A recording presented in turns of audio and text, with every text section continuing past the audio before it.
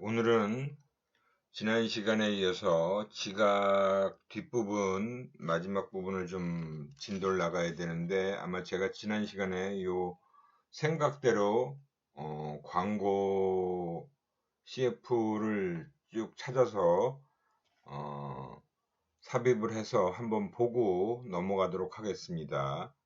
이 생각대로 광고 시리즈, 한번 보실게요.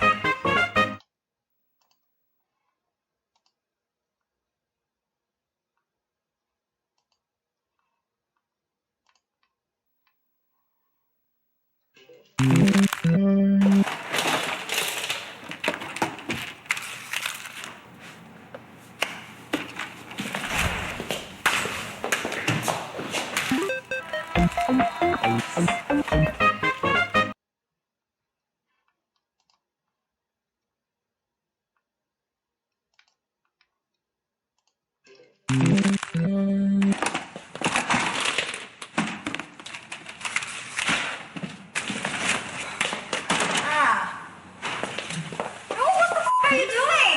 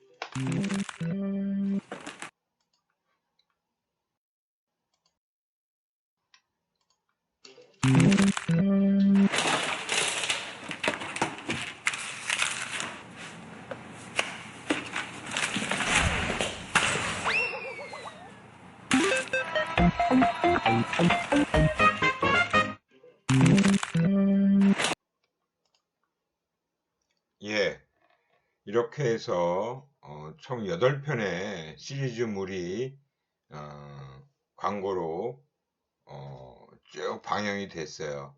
이 광고가 방영됐을 때 굉장히 재밌기도 하고, 정말 뭐 다른 거 없잖아요, 그죠? 말도 안 나오고. 그렇지만 이 광고가 꽤 많은 주목을 끌고 사람들한테 호응을 많이 받았습니다.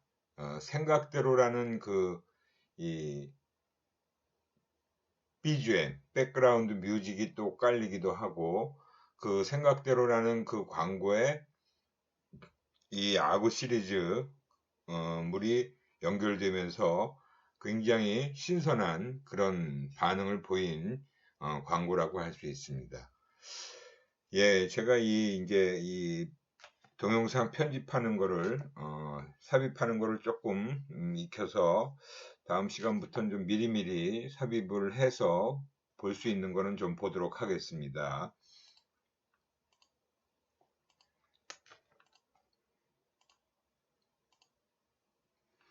지난 시간에 우리가 이 차이역까지 얘기했죠. 차이식역까지.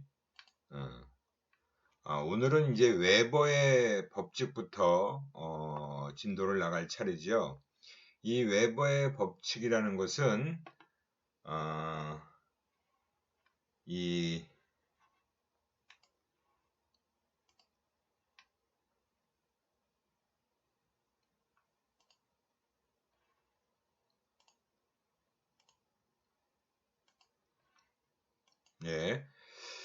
그 지각에 필요한 변화의 양이라는 것이 원래 자극의 크기에 비례한다고 주장을 한 거예요. 그래서 원 자극이 강하면 그 변화량도 커야지 그 차이를 지각할 수 있다는 겁니다. 그래서 그 최소 자극, 그 원 자극이 최초의 자극이 강하면 그것의 어떤 차이를 지각할 수 있게끔 하려면 변화량도 커야지만 그 차이를 우리 인간들이 소비자들이 지각할 수 있다라는 얘기예요. 그래서 이 공식이 바로 K는 베버라고도 볼 수 있죠. 베버 상수라고 얘기를 하는데 그것은 원 자극, 그죠? 기준이 되건 자극의 크기 분의 차이를 느끼기 위해 필요한 최소한의 변화량이 바로 그 베버 상수라고 얘기를 하는 그런 부분입니다. 그래서 감각기관이 감지하기 위해서 필요한 최소 차이라는 것은 원래 자극의 수준에 비례한다 라는 것을 얘기해 주는 거예요. 그래서 이제 제가 지난 시간에도 JND 얘기하면서 아마 그런 식의 비유를 들었을 거예요. 그래서 정말 처음에 자극이 만약에 비커에 1리터의 비커에 뭐 10g의 설탕을 넣었다라고 했을 때 그 느끼는 그 차이, 그 단맛하고 그 다음에 10리터라고 늘렸을 경우는 변화량이 커지잖아요. 그러면 거기서 정말 그 10리터의 물에다가 넣었을 때 단맛을 느낄 수 있는 그 차이를 느끼게 하려면 처음에 들어간 10g의 설탕의 양보다 훨씬 더 많은 양의 설탕이 들어가야겠죠. 그러니까 그러한 원리로 그 차이 지각을 하는 그런 부분입니다. 그래서 변화량이라는 게 굉장히 중요한 요소죠. 그죠? 그래서 지난 시간에 아마 그런 얘기도 했을 거예요. 그죠? 가격 인상, 그 다음에 가격 인하. 가격 인상은 차이를 좀 못 느끼게 인상을 해야지만이 소비자들한테 거부 반응이 좀 덜 일어나고, 가격 인하라는 건 가격을 낮췄습니다라고 얘기하는데 소비자들이 별 차이 없는데라고 느끼면 효과가 떨어지잖아요. 그런 부분입니다. 그래서 그러한 것들을 고려한 이 웨버의 법칙에 대해서 그 웨버가 법칙을 만들어서 그렇게 공식화한 부분이라고 볼 수 있어요. 그래서 이 웨버의 법칙을 응용해서 얘기하는 부분입니다. 그래서 베버 상수라는 게 기준 자극이 클수록 차이를 느끼는 데 필요한 자극량의 변화가 더 커져야 하며 기준 자극이 작으면 약간의 변화만으로도 차이를 느낄 수 있다는 것을 의미한다. 여기서 예를 잘 들어놨네. 10g과 14g을 넣었을 때의 맛의 구분이 가능하다면 사실은 14g은 JND라고 할 수 있죠. JND라고 할 수 있는데 근데 100g의 소금과 104g 여기서 4g 차이는 똑같은데 이것은 사실은 맛의 구별이 어렵잖아요. 그죠? 그러니까 여기서 4g의 차이는 JND가 아니라고 할 수 있는 거죠. 그러니까 여기서 10g과 14g에서의 4g은 사실은 이 14g이 아니고 여기서 4g이라고 하는 것은 JND라고 할 수 있는 거고, 여기서 100g과 104g은 4g 차이인데도 불구하고 여기서 4g은 차이는 JND라고 할 수 없는 거죠. 만약에 여기서도 차이를 더 크게 느끼려면 뭐 이게 마찬가지로 굉장히 커져야 되는, 그죠? 이게 10배가 커졌으니까 이것도 역시 뭐 140g 정도가 들어가는 그런 정도가 돼야 차이를 느낄 수 있을 거라고 할 수 있는 거죠. 그래서 그런 어떤 자극의 차이를 느끼게 해주는, 느낄 수 있는 그런 부분을 얘기해 준다라고 보시면 됩니다. 그래서 특히 이런 패키지의 변화는 사실은 크게 소비자들이 잘 몰라요. 일상적으로 우리가 많이 먹는 과자, 뭐 스낵 이런 거에 패키지가 약간 변하는 거에 대해선 사실은 소비자들은 그렇게 민감하게 반응을 안 하는데, 소비자들에게 민감한 가격 변화, 그죠? 가격이 변화되는 것은 사실은 잘 알 수 있어요. 그래서 이 가격 변화 대신에 패키지를 통해서 변화시키는 건, 어제 제가 예를 들었잖아요. 그죠? 새우깡 한 봉지에 뭐 100개가 들어있는 원래의 그런 제품이 500원이었다면 새우깡 한 봉지에 95개의 개수만 넣은 스낵의 용량을 조금 줄이면 사실은 그 차이는 소비자는 잘 지각을 못해요. 그렇기 때문에 가격 인상을 시키는 것보다 그런 식의 패키지 변화를 통해서 실질적인 가격 인상을 시켜도 소비자는 사실은 잘 지각하지 못한다는 겁니다. 어떻게 보면 뭐 눈속임수라고도 볼 수 있잖아요. 그죠? 그런 마케팅을 사실은 많은 기업들이 하고 있고 해왔다라고 볼 수 있어요. 그 다음에 이제 특히 그 유사 제품이라는 게 있죠. 그 유사 상표라는 거. 그죠? 원래 오리지널 제품과 JND 이내의 차이를 느낄 수 있도록 만들어야 돼요. 그러니까 사실은 그런 경우가 예전에도 실질적으로 있었어요. 그러니까 지금 나이키라는 그 운동화는 뭐 그냥 많은 운동화 중에 하나라고 생각들을 하잖아요. 근데 제가 대학 다닐 때만 해도 나이키 브랜드가 붙은 그 신발은 굉장히 고가였어요. 다른 신발에 비해서. 지금은 뭐 오히려 비싼 신발도 많이 나오고 있잖아요. 근데 그 당시에 나이키라는 운동화가 나왔을 때 굉장히 비싼 운동화였습니다. 그러다 보니까 그 나이키하고 유사하게 상표를 만들어 갖고 NIKE가 나이키인데 NIC라고 상표를 붙여서 만든 국내에 유사 상표가 막 돌았습니다. 실제로. 근데 그런 어떤 그 경우에도 보면 그거는 뭐 우리가 상표라고 하는 부분을 보면 알 수 있는 부분인데 그 오리지널 제품, 그죠? JND 이내의 차이라는 건 뭐예요? 그만큼 차이를 못 느끼도록 만들어줘야 된다라는 거죠. 사실 그게 이제 짝퉁이잖아요. 그러니까 사실 짝퉁 제품은 사람들이 잘 몰라요. 그 뭐 누이비통이다 이런 가방 같은 거 백 들고 다니는 거 보면 저게 진짜인지 아닌지 그 유심히 특별하게 막 그렇게 신경 써서 보지 않으면 잘 모르죠. 그죠? 그 광고 같은 경우에는 JND의 개념을 잘 활용해서 광고를 제작할 필요가 있다라는 겁니다. 변화를 알리고 싶다면 JND보다 크게, 또 변화를 알리고 싶지 않다면 JND에 근접하게 자극을 제시해야 된다라는 거예요. 이건 아주 중요한 거잖아요. 그죠?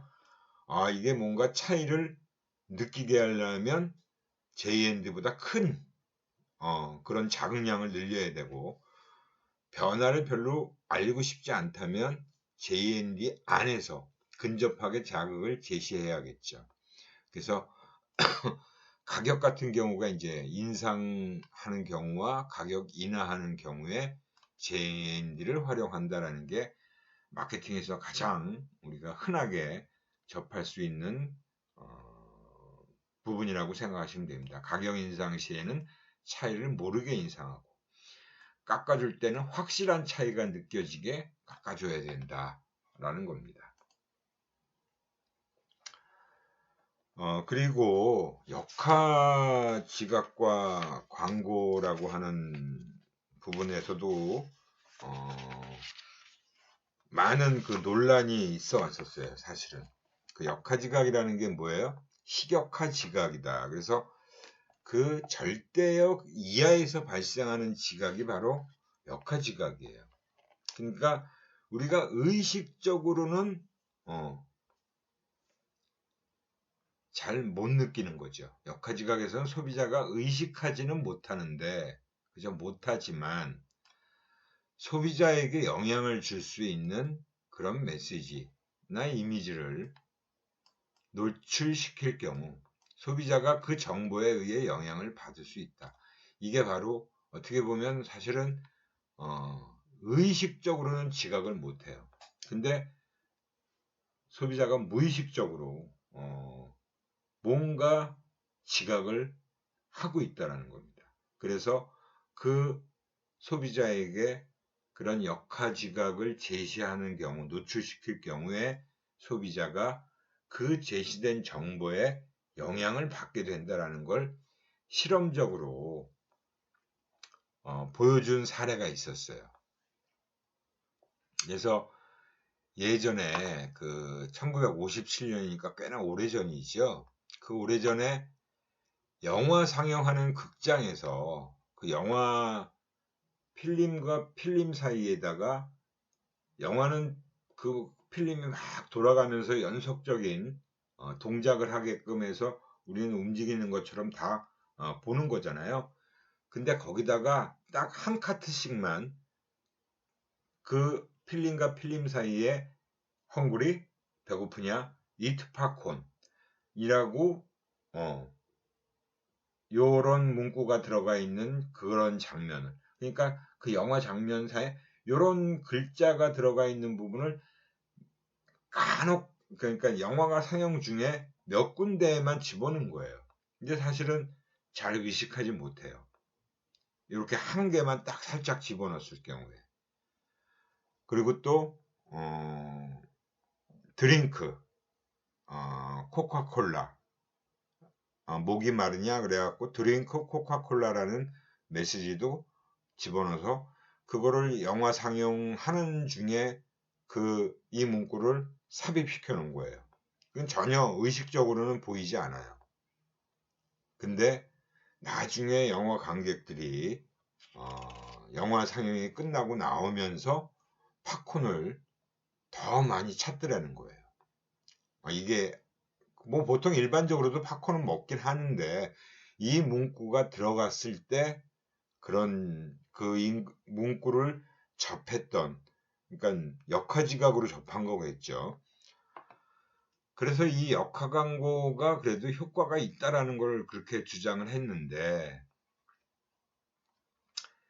그 역화 광고는 우리 인간들이, 소비자들이 의식적으로 지각하지 않은 거기 때문에 사실은 잠재적으로 지각을 하게끔 하는 거잖아요. 그래서 잠재적인 위험성이라는 부분, 그리고 역화 광고의 실험이라는 부분이 철저한 대비 집단이라 그럴까요? 통제 집단과 실험 집단에 대한 철저한 실험 세팅이 정확히 안 된 상태에서 이루어진 실험이었기 때문에 사실은 효과성에 대해서도 논쟁이 계속 벌어졌어요.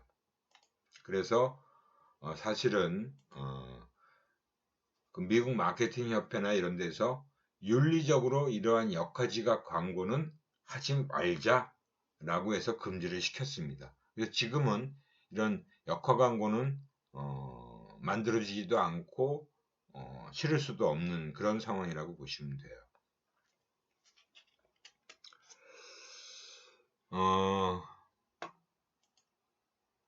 그리고 이제 네 번째 나온 게 바로 단순 노출 효과라는 겁니다. 단순 노출 효과. Mere Exposure Effect라고 얘기를 하는데, 단순 노출 효과. 이거는 우리가 사회심리학에서 배운 내용이죠. 단순 노출 효과. 그죠? 사회심리학의 대인 지각에서 나타나는 부분이에요.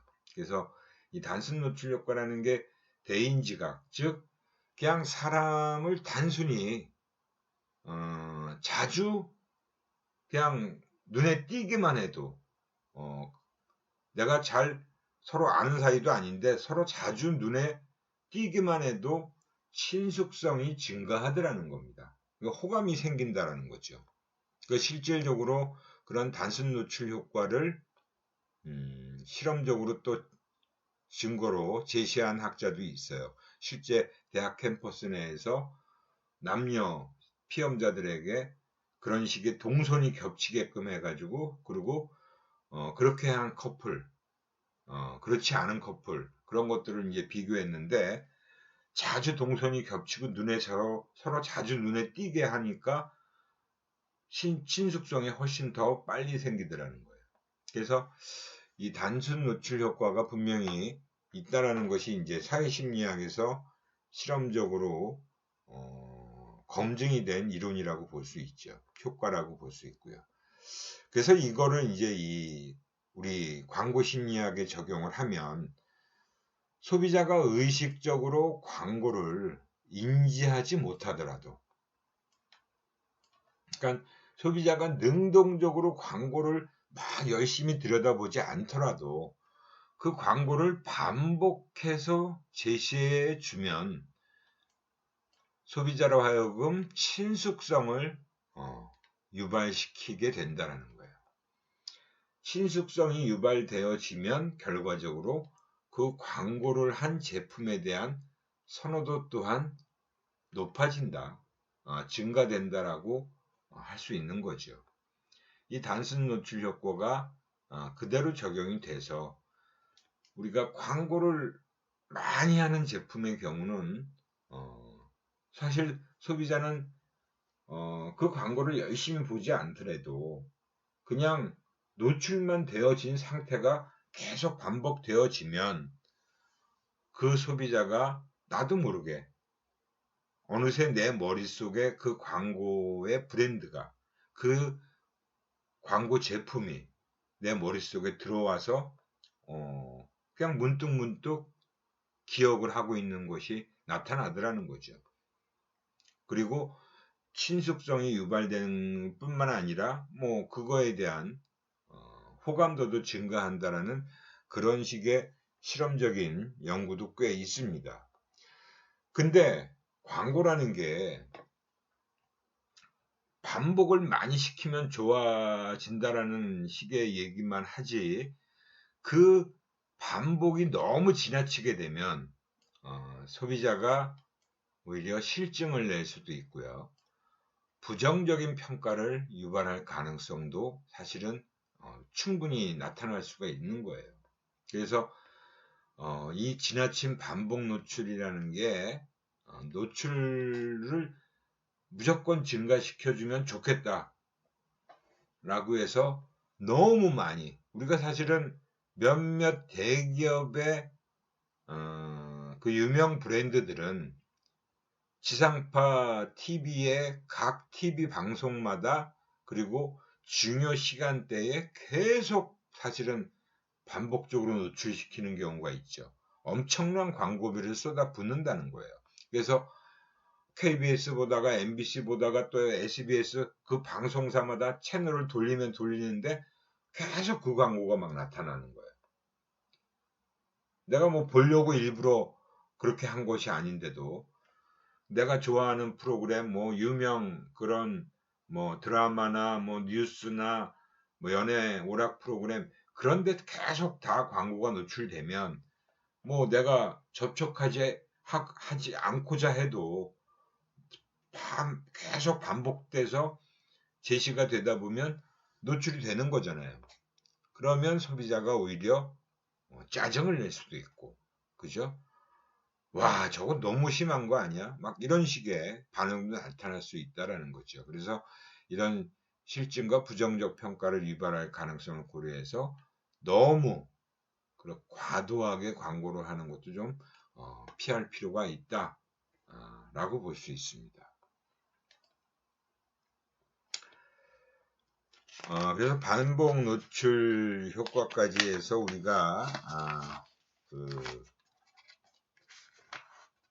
지각의 현상에 대해서 쭉 살펴봤고요.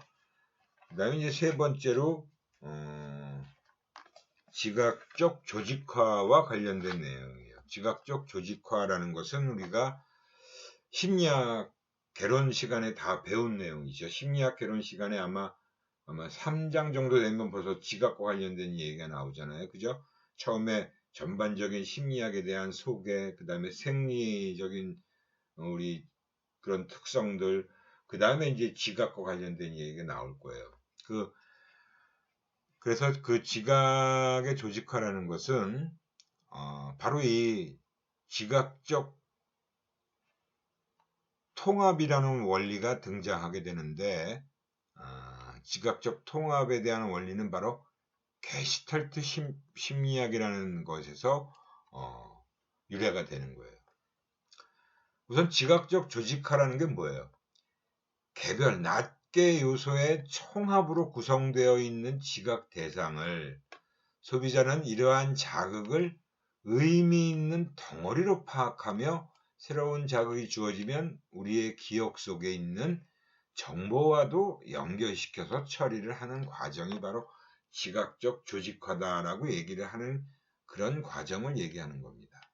그래서 지각적 조직화의 과정에는 지각적 부호와 지각적 통합 이렇게 크게 두 가지로 나눠 볼 수 있는데 지각적 부호라는 것은 바로 주어진 정보가 무엇이든 간에 소비자가 이해할 수 있는 언어, 이미지, 숫자와 같은 심리적 기호를 부여하는 과정입니다.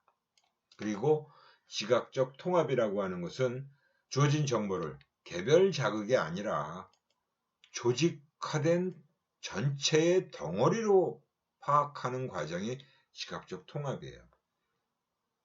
그래서 바로 이러한 지각적 통합이라고 하는 것은 게스탈트 심리학이라는 곳에서 바로 그거에 근거한 원리라고 보시면 됩니다. 그래서 게스탈트 심리학은 뭐예요? 개별적인 그런 낱개 여러 가지 자극들을 다 각각으로 처리하는 것이 아니라 그 개별 요소를 그대로 다 합친 거, 그 대상 전체를 합친 합쳐진 것에서 의미하는 바가 더 커진, 더 확장된 의미로 우리는 받아들이게 된다는 거죠. 그래서 개별적인 자극 요소를 그대로 우리가 의미를 요소로 받아들이는 것이 아니고 그 개별 요소들을 다 통합한 대상 전체를 통해서 그 의미를 파악하려고 한다고 얘기하는 거예요. 그러니까 그 부분의 합은 그 부분의 합의 전체 이상이다라는 얘기가 바로 게스탈트 심리학이라는 거죠. 아마 여러분들 심리학 개론책을 한번 좀 찾아보시면 또는 지각 심리학 책을 찾아보시면 그 개념이 설명되어 있을 겁니다. 그래서 이 게스탈트 심리학이라는 게 우리 지각 심리학에서 꽤 유명한 아주 기본적인 그런 개념이 되어 있습니다. 그래서 그거와 관련된 몇 가지 원리를 소개하고 있죠. 우선 전경과 배경의 원리라는 게 있어요. 전경은 뭐예요? 피겨라고 그러죠. 배경은 그라운드라고 하는 겁니다. 그래서 피겨 앤 그라운드 원리다. 전경과 배경의 원리. 전경이라는 것은 바로 우리가 그 대상을 얘기하는 거예요. 배경은 말 그대로 그 뒷배경을 얘기하는 겁니다. 그래서 중심이 되는 정보는 정경으로, 그리고 나머지 정보들은 배경으로 지각하는 그런 현상이에요. 그래서 마케팅 메시지의 구성 요소들 중에서 기본적으로 이제 중요한 중심이 되는 메시지 또는 중심이 되는 이미지는 전경으로 지각되지만 나머지들은 뭘로 처리해요? 배경으로 처리해요. 주의의 초점이 어디에? 전경 자극에 가도록 만드는 것이 필요하다. 즉 정말 보여주고 싶은 게 바로 전경이 돼야 된다는 거예요. 근데 그 보여주고 싶은 것에 그 전경보다 오히려 배경이 더 먼저 눈에 들어온다거나 배경 때문에 전경이 파묻히는 일이 없어야 된다는 거죠. 그게 굉장히 중요한 부분이라고 볼 수 있어요. 그러니까 여기서도 보면 이 토즈라는 그 부분에서 보면 이 가죽 신발, 그죠? 구두, 가방, 백, 이게 오히려 더 두드러져 보이게끔 찍은 거잖아요. 이게. 그죠? 사람보다는, 모델보다는 이 백, 구두, 여기서도 마찬가지죠. 구두와 백이 훨씬 더 두드러져 보이는 거죠. 사람은 중요하지 않은 거예요. 그러니까 사람은 굳이 얼굴을 드러내지 않아도 이렇게 보여주는 거죠. 백이나 구두. 역시 또 구두가 더 중요하고 이 백이 더 중요하기 때문에 두드러지게 보이도록끔 찍은 거잖아요. 그죠? 이게 전경과 배경의 원리를 살렸다라고 보시면 돼요. 가방 광고라고 돼 있죠. 가방 광고. 그래서 우리가 이 심리학 책에 가장 많이 등장하는 그림이죠. 이거는 무슨 그림으로 보이세요, 여러분들은? 얼핏 보면 무슨 술잔 같은 그런 형태가 보이죠? 그거는 흰색을 전경으로 봤을 때 바로 술잔 같은 그림이 보여요. 그런데 흰색이 배경이 되고 이 검정 바탕이 전경이 되면 어떻게 보여요? 사람 얼굴인 것 같은 형상이 서로 마주보고 있는 상태로 보이죠. 그러니까 사실 이 두 가지로 다 보이는데 어느 게 더 두드러져 보이냐 하면 딱 보면 그냥 흰색이 두드러지게 보이는 경우가 더 많을 거예요. 뭐 사람마다 틀릴 수도 있어요. 술을 별로 좋아하지 않는다면 이게 술잔보다는 오히려 사람으로 인식되는 사람도 있겠죠. 그러니까 검정색을 전경으로 지각하는 사람은, 그죠? 이렇게 이제 흰색을 전경으로 지각하는 경우, 사람 얼굴을 검정색을 전경으로 지각하는 경우, 이런 차이가 있는 겁니다. 근데 그 두 가지가 다 이 한 장의 그림에서 보이는 거잖아요. 그게 바로 전경과 배경의 원리입니다. 그래서 광고할 때 특히 주의해야 될 게, 특히 인쇄 광고도 마찬가지고요. 뭐 영상 광고에서도 그 주의해야 될 부분이겠죠. 특히 이제 뭐 강조하고자 하는 헤드카피, 인쇄 광고에서도 헤드카피 또는 어떤 대상, 그 제품의 그 부분이 잘못하면은 묻히게 되는 경우가 나타나는 거죠. 그럴 때는 굉장히 조심을 해야 되는 거예요. 배경이 더 두드러지게 보이게 해서는 안 된다는 거. 그 다음에 이제 지각적 통합화의 두 번째가 집단화라는 거예요. 그룹핑. 그러니까 자극을 하나의 덩어리로 지각한다는 겁니다. 하나의 덩어리로 지각하고 단위 정보를 조직화된 전체로 통합함으로써 정보 처리가 훨씬 쉬워진다는 거예요. 이렇게 보면 이거는 어떻게 묶여져요? 요렇게 묶여지는 게 일반적이죠. 가까운 것끼리. 그죠? 이렇게 먼 것끼리 하나로 이렇게 보지는 않잖아요. 우리가 일반적으로. 가까운 거를 더 하나로 치죠. 그러니까 이렇게 세 개의 이렇게 막대가 그려져 있는 것처럼 인식한다, 지각한다 해서 근접성이라고 보고요. 그 다음에 이것도 유사성이다라는 건 뭐예요? 공은 오는 오와 함께 같이 오끼리 묶어요. x는 x끼리 묶는다는 거죠. 이게 유사성이에요. 그죠? 이렇게 더 우리는 그렇게 처리하는 게 더 편하고 더 좋다라는 거예요. 그게 유사성의 원리라고 볼 수 있고요. 그 다음에 이제 이건 연속성의 원리에 의해서 이렇게 표시된 거는 곡선은 곡선으로 지각하는 거와 직선으로 지각하는 거. 그죠? 이렇게 지각하죠, 보통. 이렇게 해서 이렇게 지각하지는 않잖아요. 직선은 직선으로 인식해버리고 곡선은 곡선으로 연속해서 연속성은 이렇게 가져가죠. 이건 직선으로 연속적으로 뻗어 있는 선으로 생각을 해요. 이게 연속성이에요. 그 다음에 이거는 완결성이라고 해서 뭐 또 폐쇄성이란 말도 쓰는데 이렇게 원이 두 개가 그려져 있지만 우리는 여기를 선이 있는 것으로 알지요. 이렇게 원이 가리고 있어도 사실은 여기에 원이 있다라는 거, 선분이 이렇게 있을 거라는 건 다 안다라는 거죠. 그죠? 이게 바로 집단의 원리들에 해당되는 그런 형태들이라고 보시면 돼요.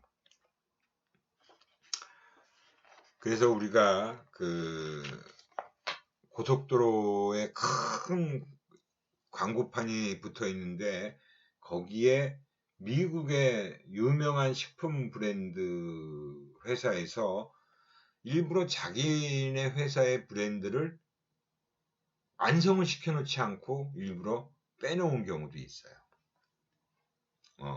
그리고 광고를 그게 이제 바로 이제 완결성이다라고 얘기하는 것이 그거에 해당되는 거죠. 일부러 이제 불완전하게 만들어 놓는 거예요. 그래서 자극이 불완전하거나 잘못된 부분이 있으면 빈 것을 채우거나 고치려는 경향이 있더라. 그러니까 불완전, 완성을 안 시켜 놓으면 그 사람들은 완성시키는 걸 스스로가 완성을 시키더라는 거죠. 이미 내 머릿속에 기억되어 있는 거라든가 경험이 있는 것이라면 완성이 될 수 있다는 거잖아요. 그죠? 그래서 이걸 이제 자의간이 효과다라고 얘기하는데 불완전한 자극이나 미완성의 과제가 완전한 자극보다 더 잘 기억되는 현상이에요. 왜? 그게 오히려 좀 독특해 보이잖아요. 불완전한 자극이. 그리고 미완성된 과제가 더 완성된 것보다 자극보다 오히려 더 잘 기억되는 그런 현상들이 있다는 거죠. 불완전한 자극도 마찬가지고요. 그 다음에 이 유사성이라는 것도 앞에서 우리가 그림에서 봤지만 비슷한 특징을 가진 대상끼리 함께 묶으려는 경향성이 바로 유사성이다. 그래서 거기서 나오는 건 맥락 효과다. 맥락 효과. 어떤 자극이 속한 맥락의 특성이 그 자극의 시각에 영향을 주는 것. 사실은 이 PPL이라는 게 요즘 드라마에서 옛날부터 많이 PPL이라는 게 활용되어 왔어요. 사실은 PPL을 통한 자기네 제품을 뭐 광고도 그 무슨 드라마 같은 데서 드라마가 끝나고 나면 그 광고도 나오기도 하지만 그 드라마에서 사용하는 소품들 중에서 일부러 협찬을 해서 자기네 제품을 좀 PPL 하려고 하는 기업들이 요즘은 너무 많죠. 사실은 그래서 뭐 어떤 드라마의 어떤 가정집인데 가구 같은 거 그런 것도 다 협찬 제품이죠. 근데 그게 다 PPL로 들어가는 거예요. 그래서 이 PPL이 요즘은 너무 노골적으로 많이 하고 있잖아요. 사실은 상표를 드러낼 수도 없고요. 지상파에서 만든 드라마 들은 보면 다 상표를 가리고 패키징을 다시 해서 내놓는데 사실 그 케이블 TV나 그런 방송에서 보면 PPL을 노골적으로 하고 있어요. 그런 거 절대 가리지 않고 그냥 상표 그대로 다 드러내고 원래 그 상품 패키지 그대로 사용을 하고 있어요. 뭐 완전히 그건 광고라고도 볼 수 있죠. 그죠? 그런데 우리가 그 드라마를 좀 유심히 보는 사람이라면 거기에 나오는 그 드라마에 등장하는 그런 주인공들이 사용하는 자동차, 타고 다니는 차, 그거 다 협찬한 거잖아요. 그죠? 그리고 사용하는 핸드폰이 다 똑같아요, 사실은. 사람마다 쓰는 핸드폰이 색깔만 다르지 똑같은 유형의 핸드폰을 써요. 특히 스마트폰 신제품이 나오면 PPL을 무지하게 합니다. 뭐 모든 드라마의 거의 한 7, 80%는 거의 삼성 갤럭시 제품으로 들어가죠. 그죠? 요즘도 드라마 나오는 걸 좀 유심히 본 분들은 아마 다 아실 거예요. 저도 몇몇 드라마 같은 거 보면 거의 뭐 삼성 제품이 핸드폰을 사용하고 있는 경우가 눈에 띄게 많더라고요. 그런 것들이 어떻게 보면 다 PPL이라고 볼 수 있죠. 그리고 어떤 경우에는 노골적으로 그 제품을 막 띄우기 위해서 스토리 내에서 그 제품을 일부러 부각시키는 경우도 있어요. 사실은 그 드라마의 맥락 속에 집어넣는 거죠. 어떻게 보면. 근데 그게 억지 설정인 경우도 많고 그 시청자들이 보기에 저건 너무 노골적이다 라고 하는 경우도 많이 있어요. 뭐 어쩔 수 없는 거죠. 그죠? 그 다음에 이제 지각적 해석이라고 하는 부분은 보면 소비자가 지각하는 대상은 사실은 대체로 다 모호하다라고 볼 수 있죠. 그래서 소비자가 어떤 대상을 지각할 때 그 대상을 이해하는 정도라는 것은 그 소비자의 과거 경험, 지식, 신념, 욕구나 기대에 따라 달라지게 되어 있다는 거예요. 그러니까 그 소비자가 지금 어떤 상태냐 하는 부분이 중요한 거죠. 그죠? 그래서 이것도 보면 이건 뭐 사실은 생수 그 패키지 병인데 다이어트 음료 광고예요. 여기서 다이어트 음료를 보여주는 건데 일부러 이 부분을 강조해서 다이어트 음료인데 우리나라 생수병 같이 생기긴 했는데 이게 다이어트 음료 광고래요. 그래서 S라인, 허리의 S라인을 연상시키는 그런 음료수병 허리를 클로즈업해서 소비자로 하여금 음료수 마시면 나도 이렇게 될 수 있겠다. 그런 식의 생각을 연상시키도록끔 그렇게 하는 광고라고 볼 수 있겠죠. 뭐 이런 광고는 꽤 많이 있어요. 근데 그게 다 사실은 그 사람의 경험이나 지식이나 신념이나 욕구, 기대하는 부분에 따라서 다 다르게 해석을 한다는 겁니다. 그 지각적 해석의 지각적 범주화라는 게 있죠. 범주화라는 게 뭐냐 하면 perceptual categorization이라고 합니다. 이건 뭐냐 하면 제품 관련되는 도식이나 기대 이런 것들을 근거로 해서 제품 관련 도식이나 기대 등을 근거로 해서 외부 정보를 받아들이고 이를 자신의 지식 구조에 포함시키거나 외부 정보를 이용해서 기존 도식을 변형시키기도 한다는 거예요. 그래서 사실은 그 범주화라는 것이 왜 중요하냐면 제품 범주화가 어떻게 이루어지느냐에 따라서 사실은 우리 제품이 어떻게 소비자의 머릿속에 위치하느냐가 달라지는 겁니다. 그래서 이 범주화가 굉장히 중요해요. 그래서 우리가 특히 신제품을 출시할 때 소비자의 위계 구조라는 부분을 고려해 줘야 됩니다. 그래서 제품 지식이라는 건 위계적인 구조로 조직화되어 있어요. 그리고 전형성이라는 부분이 있는데 이 제품 범주별로 전형성이 높은 제품이 있는데 대체로 그 범주의 선도 브랜드, 마켓 리더가 그거에 해당된다. 그러니까 뭐 어떤 제품류냐 했을 때 그 제품류의 가장 대표적인 상표가 바로 전형성에 해당되는 거죠. 그래서 유계적인 구조라는 건 소비자가 이 제품을 뭐 음료라는 걸로 했을 때 음료에는 무수히 많잖아요. 뭐 우리가 뭐 우유 탄산음료, 그냥 탄산음료, 뭐 우유류, 뭐 그 다음에 또 건강음료, 막 그런 식으로 그게 범주화돼서 분명히 이루어지게 돼 있다는 위계적인 구조로 이루어져 있다는 거예요. 그리고 연상이라는 건 뭐예요? 제품 정보는 로고나 디자인, 색깔 등과 같이 제품과 연상되는 요소에 의해서 범주화될 수 있다. 그래서 이 우리가 통일을 해주는 거죠. 그 앞에서도 지각 그 얘기하면서 자극 얘기하면서 시각적인 거 얘기할 때 그런 그 포카리 스웨트처럼 그죠? 색상으로 연상을 시켜주는 거죠. 제품 정보라는 것이 바로 로고나 디자인 또는 색상 이런 곳에 연관시켜서 범주화 또 시킬 수 있는 부분이 있고요. 일반화라는 건 뭐예요? 새로운 정보를 기존에 유사한 정보로 분류한다. 즉 새로운 정보를 접했을 때 내가 기존에 갖고 있던 도식이라는 게 바로 그런 개념이 되는 거죠. 도식이나 기대. 이건 이거겠구나.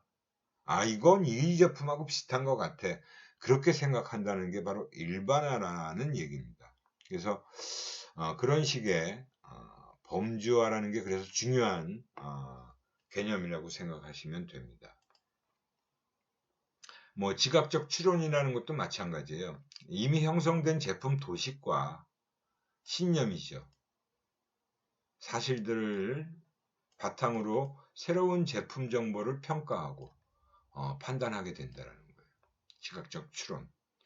그래서 평가에 의한 추론이 있을 수 있고 유사성에 의한 추론이 있을 수 있고 상관관계에 의한 추론이 있을 수 있어요. 평가라는 건 바로 이제 긍정적 평가, 부정적 평가가 두 가지가 있겠죠. 긍정적인 태도, 부정적인 태도. 그리고 그 제품과 관련된 다른 정보에 대해서도 또 역시 긍정적, 부정적으로 평가를 하는 것이 바로 그런 평가에 의한 추론입니다.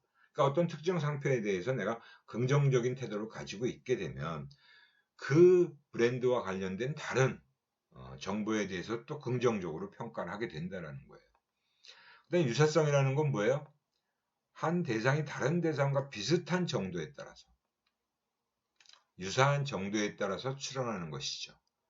새로운 제품이나 잘 모르는 제품의 경우 이미 알고 있는 기존에 내 머릿속에 들어가 있는 제품과 유사성을 그거하고 비슷하면 같은 류로 범주화 시키는 거예요. 그 제품이다라고 생각하는 거고요.